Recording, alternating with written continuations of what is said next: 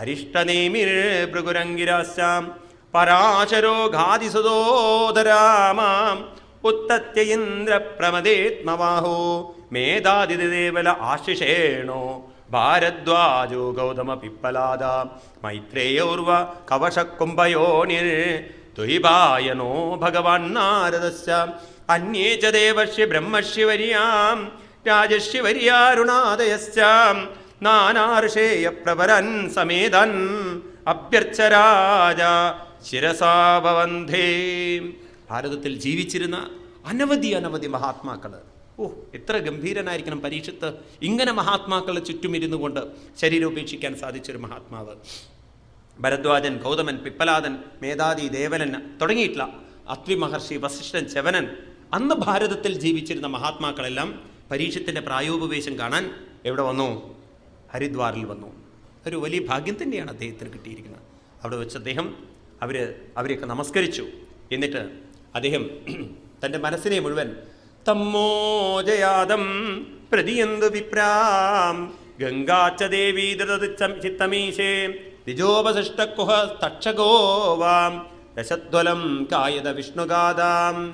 ആ മഹാത്മാക്കളെ നോക്കിക്കൊണ്ട് പറഞ്ഞു, മഹാത്മാക്കളെ, ഞാൻ ധന്യനായി, കൃതാർത്ഥനായി. ഈ ശരീരം ഉപേക്ഷിക്കുന്ന സമയത്ത് നിങ്ങളെപ്പോലുള്ള സജ്ജനങ്ങളെ കാണാൻ എനിക്ക് സാധിച്ചു. ഇപ്പോൾ ഞാനൊരു കാര്യം നിശ്ചയിച്ചിരിക്കുന്നു. ദൃഢചിത്ത മീശേ, എൻ്റെ മനസ്സിനെ നല്ലവണ്ണം ദൃഢമാക്കിക്കൊണ്ട് ഭഗവാനിൽ ഉറപ്പിച്ചുകൊണ്ട് ഭഗവാന്റെ നാമം ജപിച്ചുകൊണ്ട് ആ തക്ഷകനെ നേരിടാൻ ഞാൻ തയ്യാറായിട്ടിരിക്കുകയാണ്. എൻ്റെ മനസ്സ് ഭഗവാനിലേക്ക് തന്നെയാണ് ഞാൻ തിരിച്ചിരിക്കുന്നത്. അതുകൊണ്ട് പുനശ്ചഭൂയൽ ഭഗവത്യനന്ദേരതി പ്രസംഗശ്ച തദാശ്രയേഷു മഹൽസുയാം യാമുപയാമി സൃഷ്ടിം മൈത്രിസ്വസർവത്ര നമോദിജിഭ്യോ. മഹാത്മാക്കളെ, ഇനി എൻ്റെ മനസ്സ് ഭഗവാനിലേക്ക് എത്തിയിട്ടില്ല എന്ന് വിചാരിക്കുക. അതിനുള്ള ഭാഗ്യം എനിക്ക് ഉണ്ടായില്ല എന്ന് വിചാരിക്കുക. ഈ നാമസങ്കീർത്തനങ്ങളൊക്കെ ചെയ്തിട്ടും എൻ്റെ മനസ്സ് എത്തിയിട്ടില്ലെങ്കിൽ ഞാൻ ഒന്നേ പ്രാർത്ഥിക്കുന്നുള്ളൂ. ഇനിയും എനിക്ക് പുനശ്ചപോയാൽ, എനിക്കിങ്ങോട്ട് വരേണ്ടതായിട്ടുണ്ടെങ്കിൽ, ഇനിയും ഒരു ജന്മം എടുക്കേണ്ടതുണ്ടെങ്കിൽ ഞാൻ പ്രാർത്ഥിക്കുന്നത്, ഭഗവാനെ തദാശ്രയേഷു, അങ്ങയോട് ആശ്രയമുണ്ടാവണം. അങ്ങയെ ഞാൻ മറന്നു പോകരുത്. അതിനെനിക്ക് മഹൽസുയം യാമുപയാമി സൃഷ്ടിം, എൻ്റെ മുന്നിലിരിക്കുന്ന ഈ സജ്ജനങ്ങളെപ്പോലുള്ള മഹാത്മാക്കൾ അന്നും എൻ്റെ കൂടെ ഉണ്ടാവണം. അവരോട് എനിക്ക് മൈത്രി ഉണ്ടാവണം. സർവത്ര നമോദിജിഭ്യോ. ഞാൻ മഹാത്മാക്കളെ നിങ്ങൾ നമസ്കരിക്കുകയാണ്. എൻ്റെ ജീവിതത്തിൽ എനിക്ക് വഴികാട്ടേണ്ടത് നിങ്ങളാണ്. അതുകൊണ്ട് ഇനിയും ഒരു ജന്മം എടുക്കേണ്ടി വന്നാൽ സജ്ജനങ്ങളോട് എനിക്കൊരു എന്തുണ്ടാവണം? സമ്പർക്കമുണ്ടാവണം എന്ന് ആ പരീക്ഷത്ത മഹാരാജാവ് അവിടുന്ന് പ്രാർത്ഥിക്കുകയാണ്. എന്നിട്ട് അദ്ദേഹം തൻ്റെ മനസ്സിനെ ഭഗവാനിലേക്ക് ഉറപ്പിച്ചു. എല്ലാവരും നാമസങ്കീർത്തനം ചെയ്തുകൊണ്ടിരിക്കുകയാണ്. പരീക്ഷത്തിൻ്റെ പ്രായോപവേശം കാണാൻ വേണ്ടിയിട്ട് നാമസങ്കീർത്തനത്തിൽ മുഴുകിയിരിക്കുന്ന അന്തരീക്ഷം. ആ സമയത്ത് അദ്ദേഹം ഒരു ചോദ്യം ചോദിക്കുകയാണ് മഹാത്മാക്കളോട്. തതസ്സവ പൃച്ഛമിമം വിപൃച്ഛേ വിശ്രബ്യ വിപ്രാം ഇതി കൃത്യതായം സർവാത്മനാ മ്രിയമാണിശ്ച കൃത്യം ശുദ്ധം ച തത്രാമൃഷതാഭിയുക്താം. പരീക്ഷത്ത് മഹാരാജാവിൻ്റെ ആദ്യത്തെ ചോദ്യം ഇതാണ്. മഹാത്മാക്കളോടുള്ള ചോദ്യം 19-ാമത്തെ അധ്യായത്തിൽ 24-ാമത്തെ ശ്ലോകത്തിൽ പറയും.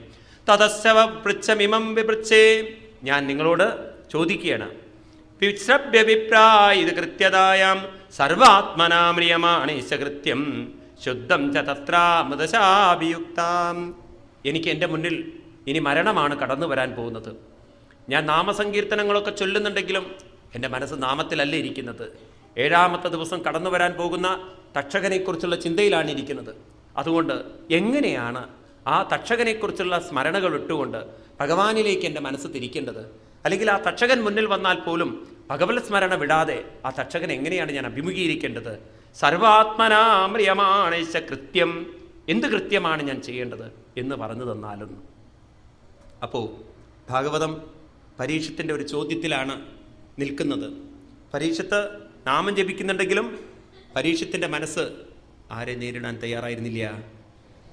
തക്ഷകനെ. കാര്യമൊക്കെ നമ്മുടെ ജീവിതമായിട്ട് ബന്ധപ്പെടുത്തിയാലല്ലോ വളരെ മനസ്സിലാക്കാൻ പറ്റുന്നത്. നമ്മളൊക്കെ അമ്പലത്തിൽ പോകുന്നുണ്ട്, നാമം ജപിക്കുന്നുണ്ട്. പക്ഷേ ഒരു പ്രശ്നം വന്നു കഴിഞ്ഞാൽ ഒരു ദൈവവും മനസ്സിലില്ല. ഉണ്ടോ? രാത്രി കടന്നുറങ്ങണോ? നിങ്ങൾ ഒറ്റയ്ക്കാണെന്ന് വിചാരിക്കുക. വാതിലൊരു മുട്ട് കേൾക്കണം. നിങ്ങൾക്ക് എത്ര പേർക്ക് ഗുരുവായൂരപ്പൻ വരുന്നത് പോലെ തോന്നും? എത്ര പേർക്ക് എറണാകുളത്തപ്പൻ വരുന്നത് പോലെ തോന്നും? അത് പിന്നെ പെട്ടെന്ന് തോന്നില്ല. കാരണം എറണാകുളത്തപ്പന് വരണമെങ്കിൽ ഫാമിലി മുഴുവൻ വരണമല്ലോ. കാരണം അങ്ങനെ ഒരു ചിത്രമാണ് നമ്മുടെ ഉള്ളിൽ. ഗുരുവായൂരപ്പൻ പിന്നെയും പെട്ടെന്ന് ഫാമിലി ഇല്ലാതെ തന്നെ ഓടി വരുന്ന ആളാണ്. എത്ര പേർക്ക് തോന്നും അങ്ങനെ ഗുരുവായൂരപ്പൻ വരണോ, വാതിൽക്കൽ മുട്ടിയിരിക്കുന്ന ഗുരുവായൂരപ്പൻ തന്നെയാണെന്ന്? അതാണോ തോന്നുന്നത്? കള്ളൻ വരണു എന്നാണോ തോന്നുക? കള്ളം വരണു എന്നാണ്. ആ സമയത്ത് നിങ്ങൾ കണ്ണ് മുറുക്കി അടച്ചിട്ട് നാരായണ നാരായണ നാരായണ ജപിക്കണോ വിചാരിക്കുക. മനസ്സിൽ മുഴുവൻ ഗുരുവായൂരപ്പൻ്റെ രൂപമായിരിക്കും വരിക. നന്നായിരുന്നു. ശംഖുചക്ര കഥാരൂപത്തിലല്ല ഗുരുവായൂരപ്പൻ നിൽക്കുക.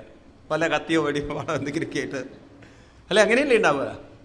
ഭയം വന്നാൽ ഒരു ദൈവവും നമ്മുടെ കൂടെ ഉണ്ടാവില്ല. ഉണ്ടോ? അനുഭവം കൊണ്ട് നോക്കും നിങ്ങൾ.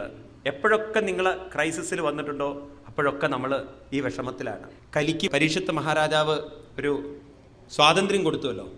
അപ്പോൾ കലി ചോദിക്കുന്നൊരു ചോദ്യം, എവിടെയാണ് ഞാൻ പോയി താമസിക്കേണ്ടതെന്ന്, എവിടെയാണ് ഞാൻ ഇരിക്കേണ്ടതെന്ന്. അപ്പോൾ അദ്ദേഹത്തിന് 4 സ്ഥലങ്ങൾ കൊടുത്തു എന്നാണ്. ഏതൊക്കെയാണത്രേ? ദ്യൂതം, പാനം, സ്ത്രീയസൂന. 4 സ്ഥലങ്ങൾ. പുനശ്ച യാചയാമാന, വീണ്ടും ഒന്നുകൂടി യാചിച്ചു എന്ന്. അപ്പോൾ പറഞ്ഞു, ജാതരൂപം അതാൽ പ്രഭു, പോയി സ്വർണത്തിലിരുന്നോളൂ അല്ലെങ്കിൽ പണത്തിലിരുന്നോളൂ. അപ്പം കലി അന്ന് മുതൽ ഏതിലൊക്കെ ഉണ്ടത്രേ? ദ്യൂതം. ദ്യൂതം എന്ന് പറഞ്ഞാൽ ഷെയർ മാർക്കറ്റ്, ഇന്നത്തെ ഭാഷയിൽ ഷെയർ മാർക്കറ്റ്. പാനെന്ന് പറഞ്ഞാൽ പറയേണ്ട ആവശ്യമില്ലല്ലോ. സ്ത്രീ എന്ന് പറഞ്ഞു കഴിഞ്ഞാൽ രോഗങ്ങൾ, കാമങ്ങൾ. അല്ല, സ്ത്രീ എന്ന് പറഞ്ഞാൽ പെണ്ണ് എന്നുള്ള അർത്ഥം എടുക്കണ്ട, അമിതമായ ഭോഗങ്ങൾ. അവസാനം പറഞ്ഞു സൂന. സൂന എന്ന് പറഞ്ഞാൽ പൊളിറ്റിക്സ്. അതിലാണല്ലോ സൂന ഉള്ളത് കൂടുതൽ. സൂന എന്ന് പറഞ്ഞാൽ കൊല്ലുക, ചതിക്കുക, പറ്റിക്കുക, വഞ്ചിക്കുക, ഇതൊക്കെ ഉള്ളത്. അപ്പം ഇതിലൊക്കെ പോയിരുന്നോളൂ. അവസാനം പറഞ്ഞു ഒരു കാര്യം ചെയ്യൂ, സ്വർണത്തിലും പോയിരുന്നോളൂ. അന്ന് മുതൽ കലി എവിടെ കയറിയിരുന്നു? സ്വർണത്തിൽ കയറിയിരുന്നു. എത്ര സത്യം നോക്കൂ. നിങ്ങൾ ഗുരുവായൂർ അമ്പലത്തിൽ, ഇത് പറയാനാണ് ഞാനിത് പറഞ്ഞത്, പറയാൻ വേണ്ടിയിട്ടാണ്. ഗുരുവായൂർ അമ്പലത്തിൽ നിന്ന് ക്യൂവിൽ നിൽക്കണം. എന്തൊരു നാമം ജപിക്കണം, നാരായണ നാരായണ നാരായണ നാരായണ. അവിടെയാണെങ്കിൽ 2-3 മണിക്കൂർ ക്യൂ നിൽക്കണമല്ലോ. ആ സമയത്ത് അനൗൺസ്മെൻറ്റ് വരുന്നു, ഭക്തജനങ്ങളുടെ പ്രത്യേക ശ്രദ്ധയ്ക്ക് നിങ്ങളുടെ കഴുത്തും കാലും ശ്രദ്ധിക്കുക, കൈയും ശ്രദ്ധിക്കുക എന്ന് പറയുമ്പോഴേക്കും നിങ്ങളുടെ കൈ എവിടെയായിരിക്കും? അതുവരെ കൂപ്പിയ കൈ ഉണ്ടല്ലോ, പെട്ടെന്ന് നാരായണ നാരായണ നാരായണ നാരായണ. നമ്മൾ കാണുന്നതല്ലേ ഈ പരാക്രമങ്ങളൊക്കെ. എന്ന് മാത്രമല്ല, തിരിഞ്ഞു നോക്കും, ഇതാണോ വരാൻ പോണത്? യാതൊന്ന് കാണുമ്പോൾ നാരായണ പ്രതിമ എന്നൊക്കെ പറയുന്നുണ്ട് അവർ. യാതൊന്ന് കാണുമ്പോൾ നാരായണ പ്രതിമ, യാതൊന്ന് കേൾപ്പത് നാരായണ ശ്രുതി, യാതൊന്നതൊക്കെ. അപ്പോഴാണ് ഭക്തജനങ്ങളുടെ പ്രത്യേക സ്ഥലത്തേക്ക് കഴുത്ത് പിടിക്കില്ലേ നമ്മൾ? അപ്പം നമുക്ക് ഗുരുവായൂരപ്പനെ തോന്നുമോ? ഇതാണ് മനസ്സിൻ്റെ പ്രത്യേകത. എവിടെ നമുക്ക് ഭയമുണ്ടോ, എവിടെ നമുക്ക് അസ്വസ്ഥതയുണ്ടോ, അപ്പോഴൊക്കെ നമ്മൾ ആരെ മറക്കും? ഭഗവാനെ മറന്നിരിക്കും. പരീക്ഷത്ത് പറയണു, എൻ്റെ മുന്നിൽ മരണമുണ്ട്, അതുകൊണ്ട് നിങ്ങൾ എന്നെ ഒന്ന് സഹായിക്കണം, ആ മരണത്തെ അഭിമുഖീകരിക്കാനുള്ളൊരു മനസ്സെനിക്ക് തരണം എന്ന്. പക്ഷേ ആ മഹാത്മാക്കൾ ഉത്തരം പറഞ്ഞില്ല. വേദവ്യാസ മഹർഷി പറഞ്ഞു കൊടുത്തു എന്നാണ്. എന്താണത്രേ? കണ്ണ് മുറുക്കി അടച്ച് ചൊല്ലിക്കോളൂ എന്ന്. പേടി വന്നിരിക്കുന്ന ഒരാളോട് കണ്ണ് മുറുക്കി അടച്ച് ചൊല്ലിക്കോളൂ പറഞ്ഞാൽ എങ്ങനെയിരിക്കും? അല്ലെങ്കിലേ പേടിയിലാണ് ഇരിക്കുന്നത്. കണ്ണ് മുറുക്കി അടയ്ക്കുമ്പോഴേക്കും പേടി ഒന്നുകൂടിയും കൂടുകയുള്ളൂ. ഏതായാലും അദ്ദേഹത്തിൻ്റെ ഭാഗ്യം അവിടെ കടന്നു വരുന്നു പരീക്ഷത്തിൻ്റെ അടുത്തേക്ക്. ഏത് രൂപത്തിൽ? തത്രാഭവൽ ഭഗവാൻ വ്യാസപുത്രോ യദച്ഛയാഗാമടമാനോനവേക്ഷാം അലക്ഷ്യലിംഗോ നിജലാപതുഷ്ടോ വ്രതസ്ത്രീബാലൈരവധൂതവേഷ സർവത്ര ഗോവിന്ദനാമ സങ്കീർത്തനം. ഗോവിന്ദ ഗോവിന്ദ. അങ്ങോട്ട് കടന്നു. ഭഗവാൻ വ്യാസപുത്രോ. ആരാ വരുന്നത്? വേദവ്യാസ മഹർഷിയുടെ പുത്രനായ ശ്രീ ശുകബ്രഹ്മർഷി. എങ്ങനെയാണ്? അനപേക്ഷാകാം, ഈ ഭൂമിയിൽ ഇങ്ങനെ ആരെയും ആശ്രയിക്കാതെ അങ്ങനെ സ്വതന്ത്രനായിട്ട് നടക്കണു. അലക്ഷ്യലിംഗോ നിജലാപതുഷ്ടോ വ്രതസ്ത്രീബാലൈരവധൂതവേഷ. അവധൂതവേഷധാരിയാണ്, ഒരു കൗഭീനധാരി എന്ന് വേണമെങ്കിൽ നമുക്ക് പറയാം.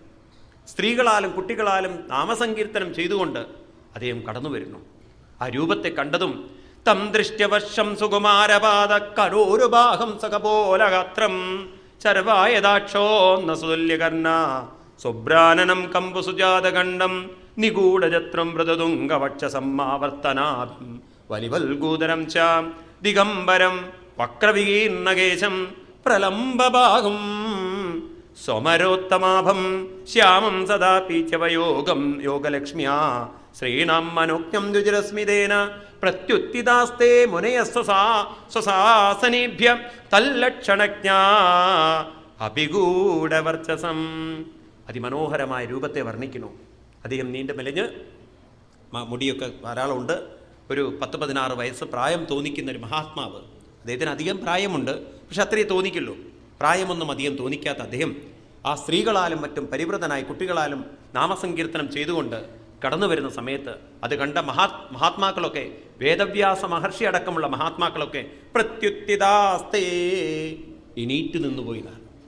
ആ വൈഭവത്തിൻ്റെ മുന്നിൽ, ആ മഹാത്മ്യത്തിൻ്റെ മുന്നിൽ, ആ മഹത്വത്തിൻ്റെ മുന്നിൽ, ആ ഗാംഭീര്യത്തിൻ്റെ മുന്നിൽ, ആ ജ്ഞാനത്തിൻ്റെ മുന്നിൽ അവരൊക്കെ എണീറ്റ് നിന്ന് ശിരസ് കുനിച്ചു. എന്നിട്ടോ അവരെല്ലാം അദ്ദേഹത്തിനെ നമസ്കരിച്ചുകൊണ്ട്, പരീക്ഷിത്ത മഹാരാജാവും ഇത് കണ്ട ഉടനെ തന്നെ അദ്ദേഹം അവിടെ നിന്ന് എണീറ്റു. സ വിഷ്ണുരാതോദയ അതിഥയാഗതായ തസ്മൈ സപര്യം ശിരസാജകാര തതോ നിവൃത്തോ ഹ്യബുധാ സ്ത്രീയോർഭഗാ മഹാസനേ സ്വവിവേശപൂജിത. തൻ്റെ ആസനത്തിൽ നിന്നും എണീറ്റുകൊണ്ട് അദ്ദേഹത്തിനെ പാദനമസ്കാരം ചെയ്ത് താനിരുന്ന ഉയർന്ന ഇരിപ്പിടം ശ്രീശുക ബ്രഹ്മർഷിക്ക് കൊടുത്തുകൊണ്ട് അദ്ദേഹത്തിൻ്റെ പാദത്തിൽ ഒരു ശിഷ്യനെ പോലെ ചെന്നിരുന്നു. പരീക്ഷിത്ത് മഹാരാജാവിന് മനസ്സിലായി, ഈ മഹാത്മാക്കളൊക്കെ ആദരിക്കുന്ന ശ്രീശുക ബ്രഹ്മർഷി ഇദ്ദേഹത്തിനോട് ചോദിച്ചാൽ എൻ്റെ ചോദ്യത്തിന് വ്യക്തമായൊരു ഉത്തരം എനിക്ക് കിട്ടും. ഇവരൊക്കെ ഇത്ര ആദരിക്കുന്നുവെങ്കിൽ ഇദ്ദേഹം എന്നെ അനുഗ്രഹിച്ചിരിക്കും. ആ മഹാത്മ്യത്തിൻ്റെ മുമ്പിൽ നമസ്കരിച്ചു. പ്രശാന്തമാസീനമഖുണ്ഡമേധസം മുനിന്ദ്രപോ ഭാഗവതോപ്യപേത്യ പ്രണമ്യമൂർണാ വഹിതകൃതഞ്ജലി നത്വാശിരാ സൂനുദയാന്നവൃച്ചൽ. പരീക്ഷിത്ത മഹാരാജാവ് അദ്ദേഹത്തിൻ്റെ പാതാരവിന്ദത്തിൽ നമസ്കരിച്ചുകൊണ്ട് അദ്ദേഹത്തിനോട് ചോദിക്കുന്ന ചോദ്യമാണ് ഇനി ഭാഗവതം പറഞ്ഞു കൊടുക്കാനുണ്ടായ ചോദ്യം. പറയുന്നു, ഞാൻ വളരെ സുഹൃതിയാണ്, ജന്മസാഫല്യം നേടിക്കഴിഞ്ഞു. കാരണം ജനിച്ചത് തന്നെ ഭഗവാന്റെ കാരുണ്യം കൊണ്ടാണ്. ജനിച്ച കുലമാണെങ്കിലോ അർജുനൻ്റെ പേരക്കുട്ടിയിട്ടാണ്. ഭഗവാന്റെ സുഹൃത്തായ അർജുനൻ്റെ പേരക്കുട്ടിയായിട്ട് ജനിക്കുക, അതിനൊരു സുഹൃതം വേണം. അമ്മയുടെ ഗർഭപാത്രത്തിൽ ഇരിക്കുമ്പോൾ തന്നെ ഭഗവാന്റെ ദർശനം കിട്ടിയ ആളാണ്. ആ ഭാഗ്യമൊക്കെ കിട്ടിയിട്ടുണ്ട്. ഇന്നിപ്പോൾ അതിനേക്കാളൊക്കെ ഭാഗ്യം യേഷാം സംസ്മരണാത്പംസം സദ്യശുദ്ധ്യന്തി വൈഗൃഹാം കിം പുനഃദർശന സ്പർശപാദ ശൗചാസനാദിഭി സാന്നിധ്യാത്തേ മഹായോഗിൻ പാതകാനി മഹാന്തിഭി സദ്യോ നശ്യന്തി വൈ പുംസം വിഷ്ണോരിവസുരേധിര അഭിമേ ഭഗവാൻ പ്രീത കൃഷ്ണപാണ്ഡുസുതപ്രിയം പൈതുഷേ സേയ പ്രീത്യർത്ഥം തൽ ഗോത്രസ്യാർത്ഥബന്ധവ. എൻ്റെ കുലം പവിത്രമായി, എൻ്റെ ജന്മം സഫലമായി. അങ്ങേപ്പോലുള്ളൊരു മഹാത്മാവിൻ്റെ സാന്നിധ്യം ഇന്നെനിക്ക് കിട്ടിയല്ലോ. എൻ്റെ ജീവിതത്തിന് ഇത്രയും വലിയൊരു പരമസന്തോഷം വേറെയില്ല. കാരണം ഒരു പശുവിനെ കറക്കുന്ന സമയം മാത്രം ഒരിടത്തിരിക്കുന്ന ശ്രീശുക ബ്രഹ്മർഷി ഇന്ന് തൻ്റെ ജീവിതം സഫലമാക്കി തീർക്കാൻ വേണ്ടി ഇങ്ങോട്ട് എത്തിച്ചേർന്നിരിക്കുകയാണ്. മഹാത്മാവേ, എനിക്ക് അങ്ങയോടൊരു ചോദ്യമുണ്ട്. ഭാഗവതത്തെ ജനിപ്പിച്ച ചോദ്യമാണ് 19-ാമത്തെ അധ്യായത്തിലെ 37-ാമത്തെ ശ്ലോകം. ഇത് നമ്മൾ മനസ്സിലാക്കി വെക്കണം. പരീക്ഷത്ത് ചോദിച്ച ചോദ്യം എന്താണ് പരീക്ഷത്ത് ശ്രീശുക ബ്രഹ്മർഷിയോട് ചോദിച്ചത്? നമ്മൾ ഭാഗവത കഥ പറഞ്ഞു തരൂ എന്നൊക്കെയല്ലേ കേട്ടിരിക്കുന്നത്. ഭാഗവത കഥയൊന്നല്ല പറഞ്ഞ് ചോദിക്കുന്നത്. പരീക്ഷത്തിൻ്റെ ചോദ്യം കഥ പറഞ്ഞു തരൂ എന്നല്ല, ശ്രീകൃഷ്ണനെക്കുറിച്ച് പറഞ്ഞു തരൂ എന്നല്ല. നമ്മൾ കുട്ടിക്കാലത്തൊക്കെ അങ്ങനെയൊക്കെയാണ് കേട്ടിരിക്കുന്നതെങ്കിലും പരീക്ഷത്തിൻ്റെ ചോദ്യം പറയാണ്, അദപൃച്ഛാമി സംസിദ്ധിം യോഗിനാം പരമം ഗുരും പുരുഷസ്യേഹ യത്കാര്യം മ്രിയമാണസ്യ സർവദാ യത് ശ്രോതവ്യം അധോജപ്യം യത് കർത്തവ്യം നൃഭിപ്രഭോ സ്മർത്തവ്യം ഭജനീയം വാം ബ്രൂഹി യദ്വാ വിപര്യം നൂനം ഭഗവതോ ബ്രഹ്മൻ ഗൃഹേഷു ഗൃഹമേദിനം ന ലക്ഷ്യദേഹി അവസ്ഥാനം അഭിഗോദോഹനം കൊജിൽ. അധപൃച്ഛാമി സംസിദ്ധിം യോഗിനാം പരമം ഗുരും. യോഗികളിൽ വെച്ച് പരമഗുരുവായിരിക്കുന്ന ഹേ ധന്യാത്മാവേ, ഹേ മഹാത്മാവേ, ഞാൻ നമസ്കരിക്കുന്നു. എൻ്റെ ചോദ്യം അങ്ങ് മനസ്സിലാക്കി എനിക്കതിന് ഉത്തരം തരണം. പൃച്ഛാമി, അങ്ങയോട് വിനയാന്വിതനായിട്ട് ഞാൻ ചോദിക്കുന്നു. പുരുഷസ്യേഹ യത്കാര്യം മ്രിയമാണസ്യ സർവദാ. മ്രിയമാണസ്യ, മ്രിയെന്ന് പറഞ്ഞാൽ മരണം. സർവദാ മ്രിയമാണസ്യ, എപ്പോഴും മരണമുള്ള, കൂടെ എപ്പോഴും മരണത്തെ കൂടെ കൊണ്ട് നടക്കുന്ന